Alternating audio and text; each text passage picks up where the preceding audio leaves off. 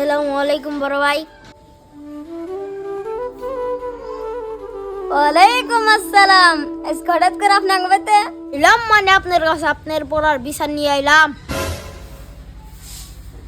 কি করছে হারামজাদা? আপনার পড়ার কাছ থেকে অনেক কি করছে?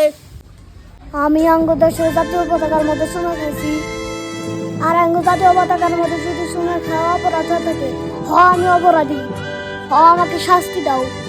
গেদা তো ঠিকই কইছে, সামান্য একটা পতাকার মধ্যে চুম্মা দিছে, তাতে কোনো অপরাধ না। আমি দেশপ্রেমিক অপরাধ। সামান্য একটা দেশের পতাকায় চুম্মা দিছে, তা দিয়ে আপনি বিচার দিতেছেন। আপনার তো পুলিশে দেওয়া উচিত। পুলিশ আমারে দিন নি, আগে স্কোরের পতাকাটা আসাল কোন বাবা?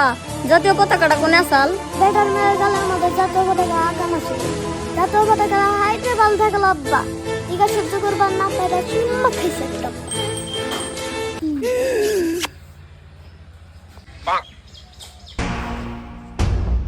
ধরুন শালা।